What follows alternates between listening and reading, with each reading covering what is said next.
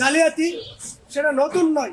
প্রাথমিক শিক্ষক নিয়োগ পরীক্ষায় আমরা প্রতি বছরই দেখেছি এই প্রশ্নবাস হচ্ছে এবং শিক্ষক নিয়োগের ক্ষেত্রে জালিয়াতি হচ্ছে, কিন্তু এই অধিদপ্তরের সাথে যারা সংশ্লিষ্ট তারা কার্যকরী ভূমিকা রাখতে সক্ষম হন না।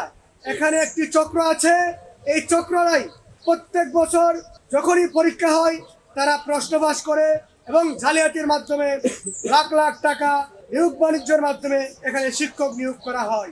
আমরা জানি এখানে যারা শিক্ষক নিয়োগ হয় তাদের কর্মস্থল নিয়ে একটা জালিয়াতি হয় এবং তাদের শিক্ষাগত যোগ্যতা নিয়েও আমি গুগলে সার্চ করে দেখেছি, তাদের যোগ্যতা নিয়েও আমার সংশয় আছে এবং যে প্রশ্ন থেকে যায় একজন শিক্ষক হবে তার শিক্ষক নিয়োগ পরীক্ষার ক্ষেত্রে তার যোগ্যতা হচ্ছে 2.25।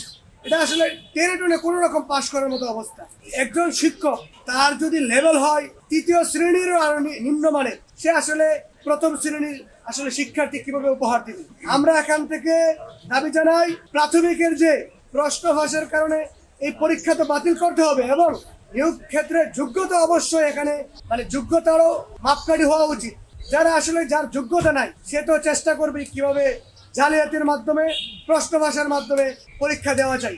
এক্ষেত্রে অবশ্যই প্রাথমিক অধিদপ্তরের তাদের যে যোগ্যতার মাপকাঠি এখান থেকে অবশ্যই সেটা ন্যূনতম 2.50 করা লাগবে অবশ্যই। এটা 2.25 এটা কোনো ক্যাটাগরিতে বলে না, কোনো যোগ্যতার মধ্যে বলে না। তৃতীয় ক্যাটাগরিতে একজন শিক্ষক নিয়োগ হবে আর সে প্রথম শ্রেণীর শিক্ষার্থী বা ভালো শিক্ষার্থী উপহার দেবে, এটা হতে পারে না। আমরা দেখেছি এই শিক্ষকরা প্রশ্ন ফাঁসের প্রশ্ন দিয়ে পরীক্ষা দিচ্ছেন, ডিভাইস পদ্ধতির মাধ্যমে পরীক্ষা দিচ্ছেন।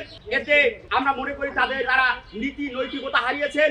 সেই সাথে প্রাথমিক ও গণশিক্ষা মন্ত্রণালয়, প্রাথমিক শিক্ষা অধিদপ্তর সহ বর্তমান বাংলাদেশ অন্তর্বর্তীকালীন সরকার এই প্রশ্ন ফাঁস ঠেকাতে ব্যর্থ হয়েছেন। সেই জায়গা থেকে আমরা মনে করি এই প্রাথমিক পরীক্ষার যে পরীক্ষাটি হয়েছে সেই পরীক্ষাটি আবার বাতিল করে আবার নতুন করে নেওয়া প্রয়োজন। কেননা এই বাতিলকৃত পরীক্ষা দিয়ে লিখিত এই প্রশ্ন ফাঁসের প্রশ্ন দিয়ে পরীক্ষা দিয়ে কিংবা ডিভাইস পদ্ধতির মধ্যে পরীক্ষা দিয়ে একটি মানুষের শিক্ষক হওয়ার যোগ্যতাকে প্রশ্নবিদ্ধ করে। সেই জায়গা থেকে এই পরীক্ষাটি বাতিল করে আমরা পুনরায় নেওয়ার জোর দাবি জানাচ্ছি বাংলাদেশ ছাত্র অধিকার পরিষদের পক্ষ থেকে।